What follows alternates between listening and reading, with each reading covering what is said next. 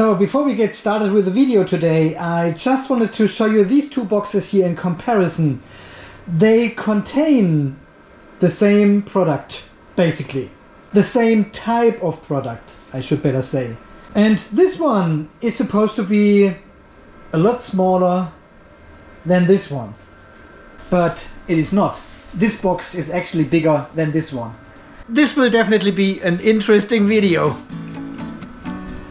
Guys, welcome back to the off-grid garage here it is super windy. I should really consider building a wind turbine here somewhere on the garage. I thought about it, put a mast up there somewhere. Guys, thank you so much for over 113,000 subscribers now. Thank you so much. Welcome everyone back to the show. And today we are going to have a look at this prototype of a do-it-yourself box. And as I said in the intro, this is actually supposed to be smaller, a lot smaller than this one here. This is a regular 16S do-it-yourself box from Yixiang. So let's have a look what is going on.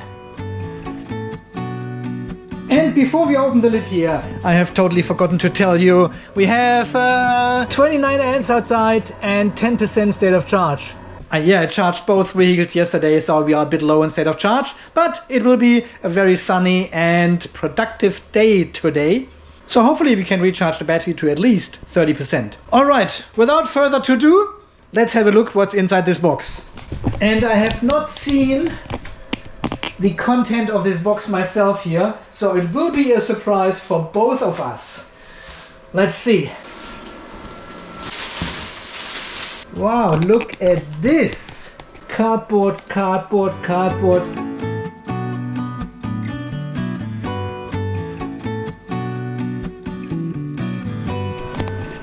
Alright, here comes the next layer. Piece of cardboard again. Oh, lots of epoxy and sticky foam. They have done it again. Thank you very much. Look at this nice front panel. Very cool.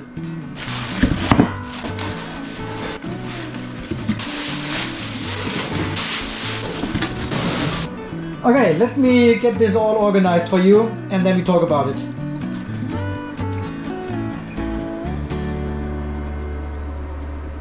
Okay, let me pick you up here and explain what is going on.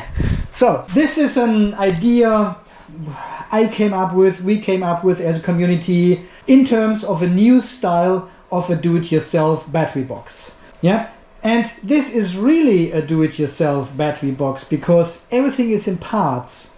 What we couldn't fulfill with this very first prototype yet is to have a smaller packaging. Because this was the main goal of having all the parts separately and not dealing with this big box. We wanted to create an Ikea style battery box delivery shipping situation. Because I always thought the whole volume of this box is fairly large and therefore the shipping costs are much larger than for a flat pack. So I've asked several manufacturers of these do-it-yourself boxes, would you consider doing an Ikea style battery box with flat pack to save on shipping costs for the customers? And I had only 2 responses from companies so far. One of them hasn't even sent something yet. I think they are still in development, but Yixiang was the first one to actually engineer, design and produce such a flat pack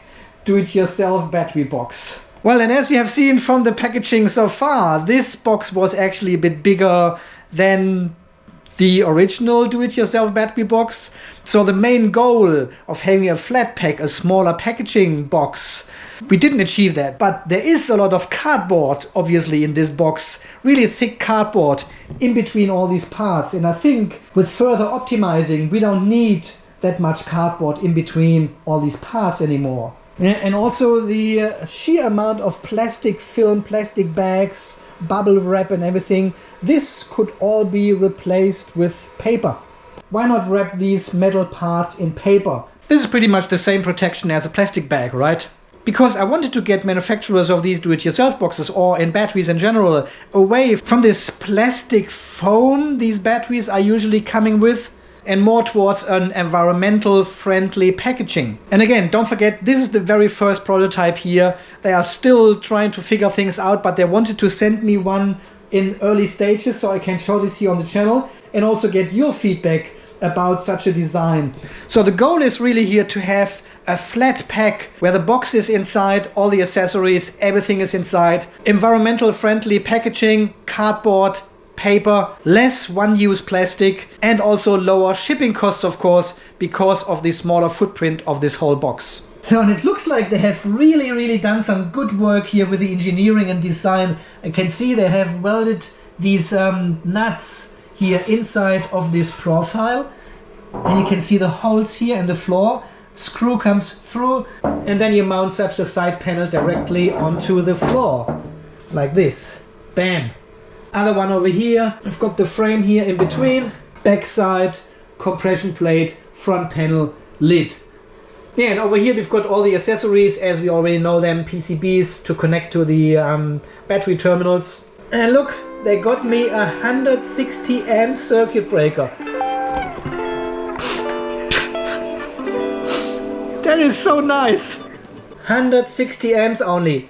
That is perfect. Because this makes so much more sense than a 200 or 250 amp circuit breaker. And we also have some paperwork for this breaker for the very first time. Oh yeah, we've got some description and diagrams for the trip characteristic of this breaker. Beautiful! For the very first time we see that. Not the usual M8 terminals here, fire extinguisher. These are the metal carriers across the battery cells and terminals carrying the PCBs. And this is something new as well. People have left comments about this under my videos already. I have complained a bit about these holes here inside this box and insects going in.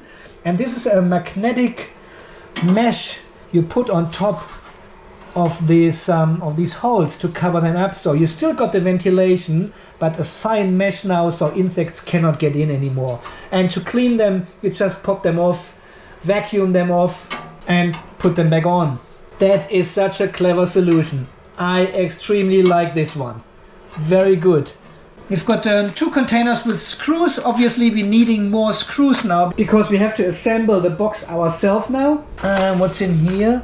Ah, they have already included this one. And here we have a 200 amp fuse with 50 kiloamp of breaking capacity. DC 110 volts. Oh man, that is amazing. That is exactly what we wanted. An additional fuse inside the battery box which can cope with a pure short of your battery. 50 kiloamp of breaking capacity. That is 2.5 times more than a T-class fuse. Is that like a trip thingy? When this one comes off, the fuse has tripped? Potentially. These are 2 standoffs. Sorry guys, I'm exploring this as we unpack everything. And these are 2 standoffs here for this fuse as a holder. Perfect. I really like it. So you've got a 200 amp fuse and a 160 amp circuit breaker. As you can see in this box there's no BMS here, but this is purely about the box at the moment. To figure out if this new concept actually works, and of course to have a look at this very first design. So far I'm impressed.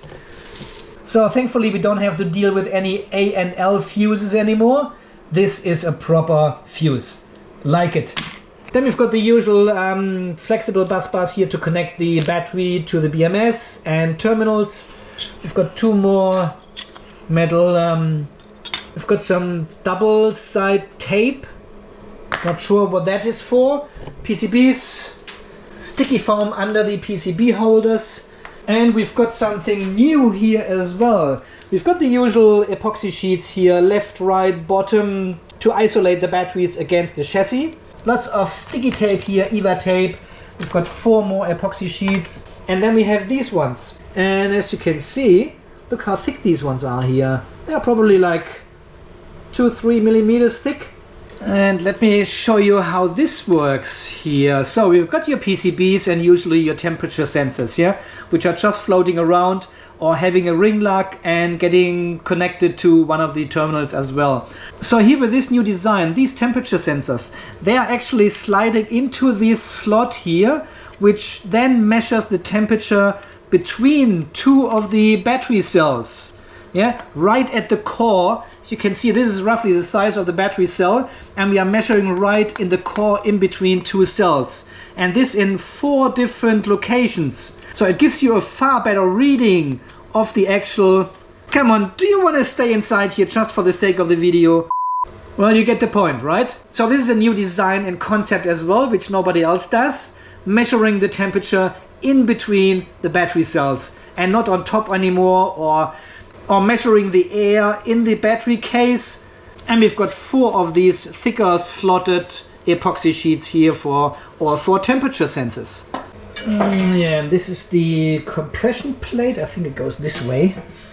These are the standoffs for the JK BMS. Is it actually a compression plate? I don't know, because this one gets screwed to the... Oh no, hang on. No, I'm upside down. Yes, it is a compression plate. Absolutely, it goes in here, like this. Yeah, these are the slots for the heating pads. You can optionally order as well. These connectors are coming through here and then get connected to the BMS. And then we have our nice and beautiful front panel with the Off-Grid Garage logo on it. I'm not sure if this is a standard for this box here, but it's a nice feature, right? I like it. Well, and if you are a company or something, there is the potential to have your own logo on the front panel as well, of course. You don't have to show the Off-Grid Garage logo to your customers then. And I think this do-it-yourself box is actually compatible. Yes. Is it? Ah, look at this. It is a bit longer than the standard boxes. But the holes are lining up. Yeah, you can stack them on top of each other. But the do-it-yourself box is a tiny bit longer than the standard boxes from Yixiang. But again, prototype, first concept, first design, so maybe they can adjust this one here, make them the same length as the older ones. Older ones, they are not older, they are different.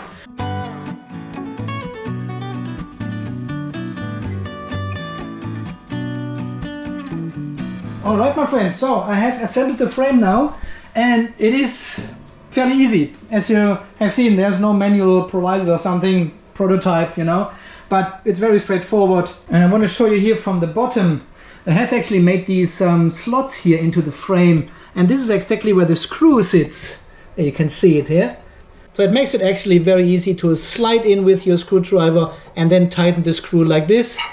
I was a bit concerned that there is a double hole and you have to fiddle in the screw somehow, and if you lose it, it goes all the way down. Now this is an open profile, so that's very, very good designed.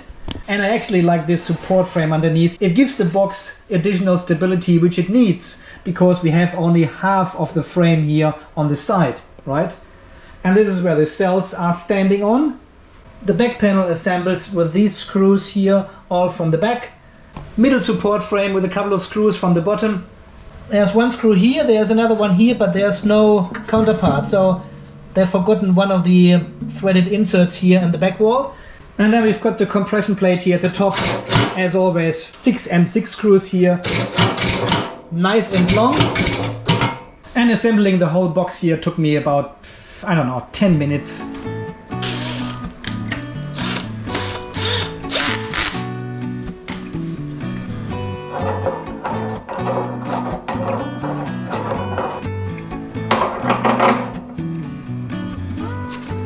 So I've now mounted the circuit breaker and the terminals here and the front panel. This is all very straightforward. But what I found is they are using now copper bus bars instead of the brass bus bars we have seen before. So that's a nice upgrade again. Really nice and thick copper here. Beautiful. And down here the flexible bus bars coming from the positive going down into the circuit breaker, and from the circuit breaker directly to the positive terminal. Negative is coming from the battery going to B negative of the BMS, and P negative going here into this wonderful fuse and then from here to the negative terminal. Quick question and discussion down in the comment section about this fuse being in the negative path. I would always recommend and advise to install the safety devices in the positive path. Well, Yixiang is arguing in the positive path there is already the circuit breaker. So they designed this box and other boxes as well, where the fuse is then in the negative path in series with the BMS. I would have probably put this fuse into the positive path as well. And honestly, as close as possible to the battery terminals. And then from there, going into the breaker to the positive terminal, and then having the JK BMS sitting in the negative path. Because I know Victron, for example, they state safety devices, fuses, breakers always in the positive path. And in case they trip or the fuse blows, the negative always stays connected to all the devices. I'm not sure if this is the same for other manufacturers as well. If you have information, please leave them down in the comment section. Let's take these ones off for a moment. Then obviously we've got the batteries installed, as always, with the epoxy left and right. And then we've got these thicker epoxy sheets with a channel going in between these cells, like this. Having obviously... I know what this is here. This is a bit of squishy foam. It actually supports the PCB here when you push in this connector, because otherwise the mounting screw is over here and the PCBs will always bend it like crazy when you push in these connectors, unless you put your finger underneath and support it. And now they have cushioned it with this EVA tape here. Beautiful detail. I like it. Yeah, now it's nice and supported and you can push in the connector. Right, so anyway, these temperature sensors go between cell number 1, 2, between number 2 and 3, and then you slide in the temperature sensor all the way so it sits nice in between these two cells. What do you reckon? I've never seen this before. Yeah, they made a couple of prototypes actually, and this is the final solution they came up with. And I think it works pretty well. Let me see if I compress these in. Oh, yeah. Yeah, that is nice and tight. Even a bit too tight here. Nah, it's good. It's good, I like it. Yeah, this was a bit of a concern as well when we discussed this, that the temperature sensor actually has no contact to either battery. And they ensured that these epoxy sheets are exactly as thick as the pearl of the temperature sensors. So they have actually contact to the left and right to the battery. Guys, we are getting there.